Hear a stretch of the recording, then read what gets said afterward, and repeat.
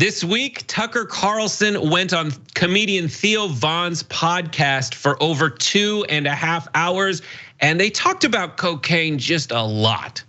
And I want to analyze it with you guys, but something that came up over and over again was Carlson's particular distinctive brand of what I would call fake populism, which he dabbled in at Fox, which he kind of cut his teeth on and is now running wild, sinking those teeth into as many people as possible.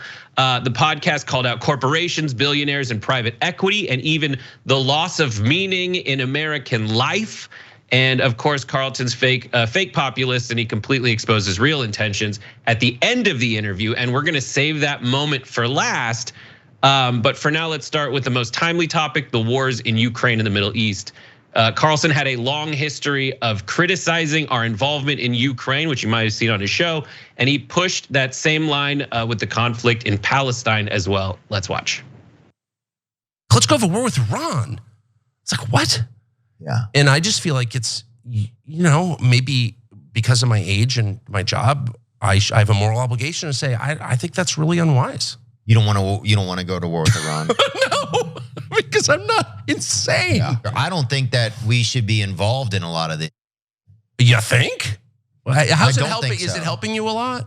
No, it's just causing all these moral victories you're winning. We're all Americans, and if you wind up in a place where our allegiance to other countries or regions or things that are not American take precedence over our common Americanness, I mean, we're screwed. We're screwed. Why should I support a war with Iran? Shut up. Calling me what? I have 4 children of draft age. Like, why is that not a fair question for me? Shut up. The new Speaker of the House comes in, and the first thing he does is issue a statement on behalf of a foreign country. That's the most important thing. I'm not even against the statement, but I'm just saying, like, what bigger statement does that make? All right, so Woz, you saw a little bit of it.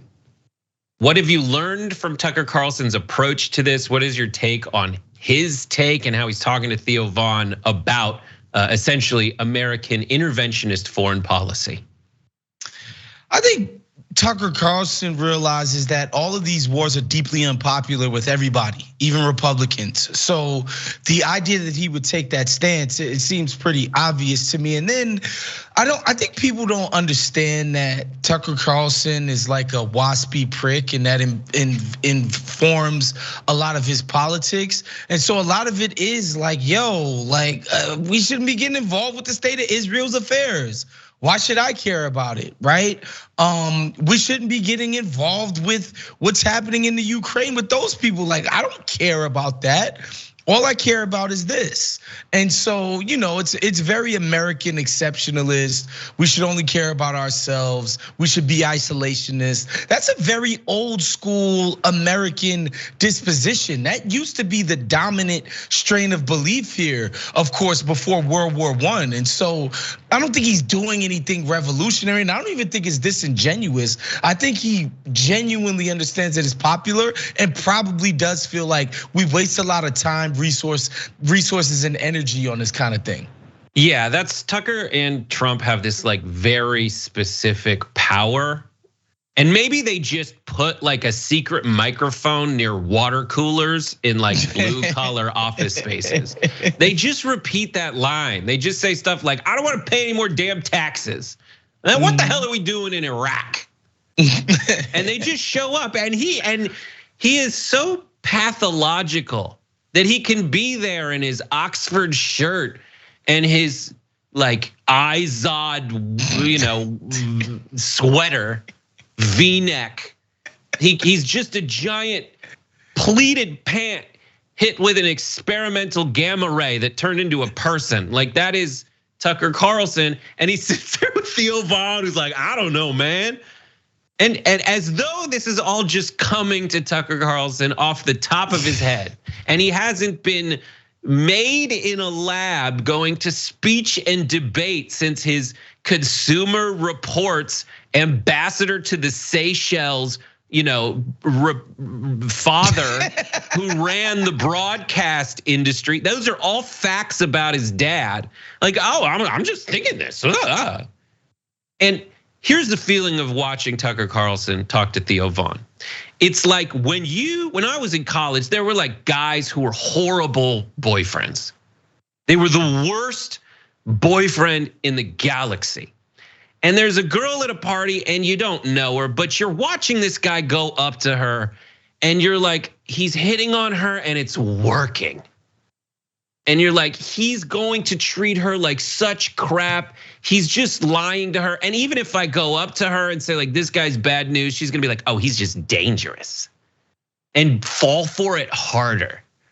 That's what listening to this 2 hour, and I listened to at least 2 hours of this, of Tucker Carlson talking about it. That's what it was like.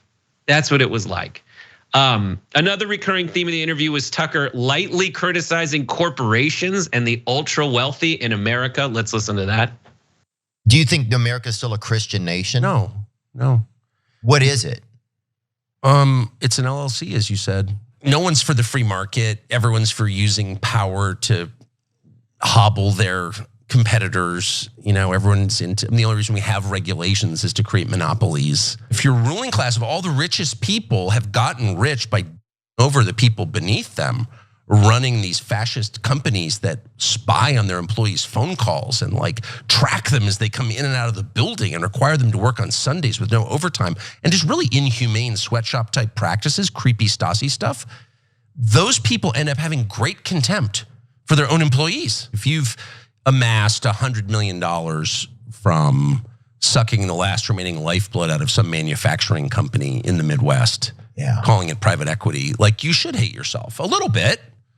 You know what I mean? And there's none of that. The news media want to talk about race. That's like their main thing. The United States of America is being looted by a small number of people who are getting away with it. And they don't want to talk about that. Right. They never want to talk about economics. They never want to talk about the tax code. CNBC and CNN and the New York Times, all these people are like looking out for you, are actually just the Praetorian Guard standing in front of the people with the most power and money.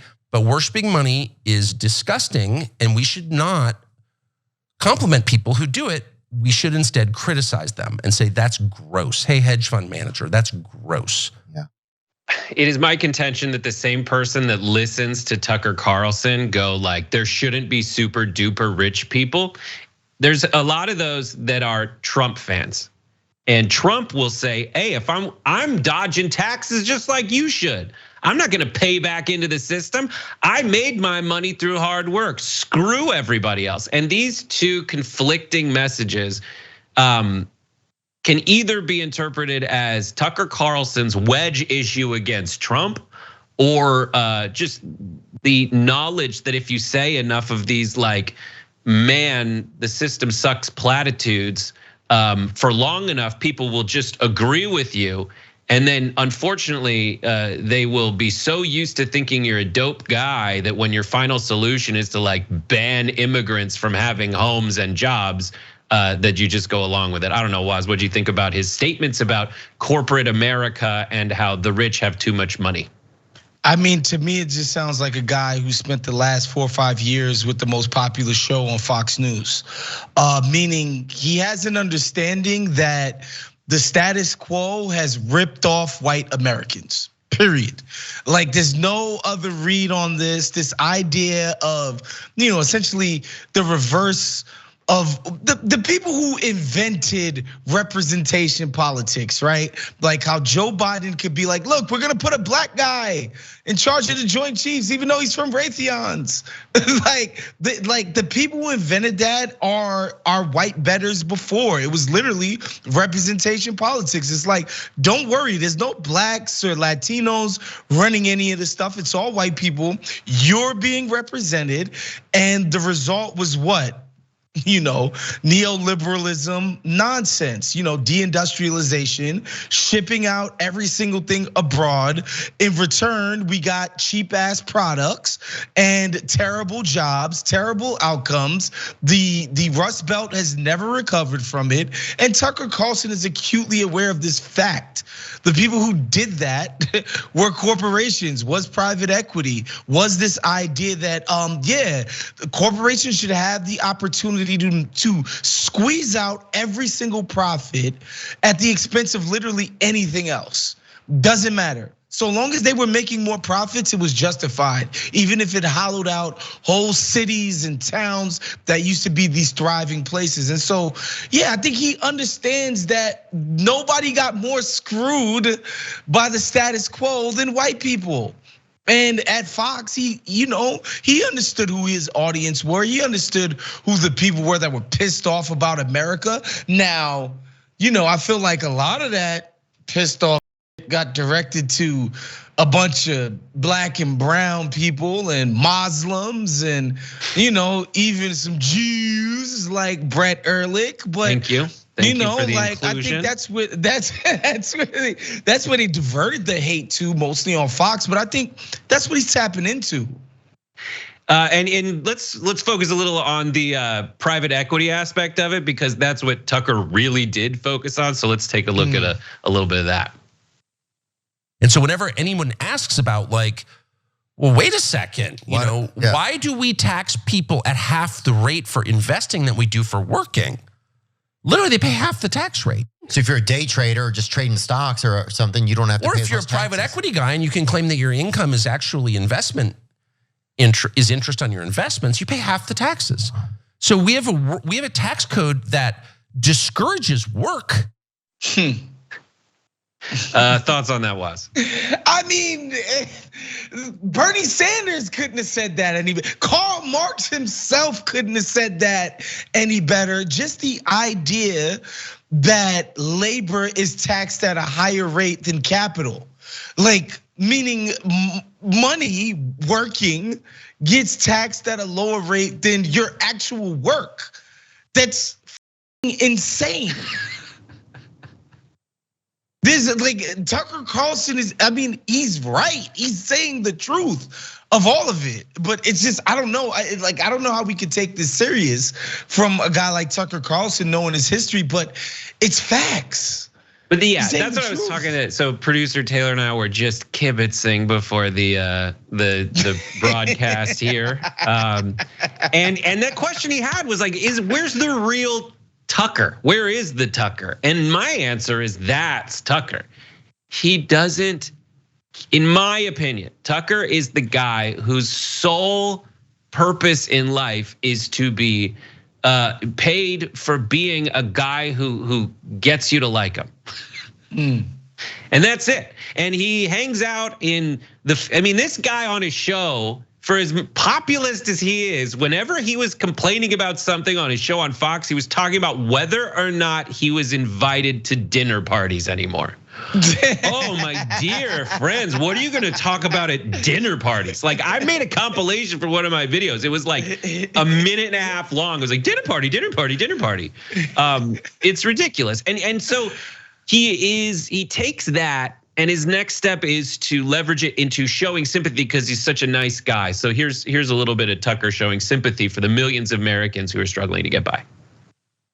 It's getting very expensive for people to live here, like too expensive actually. Oh yeah, I saw some gas the other day. I was like, Jesus, man. But how do people afford that? Yeah, well, how do you even do a bonfire anymore? There's some chick on the internet, it's like 22-year-old experiencing life in the corporate world for the first time, and she does this video like, this is terrible, I don't make any money, and they treat me like,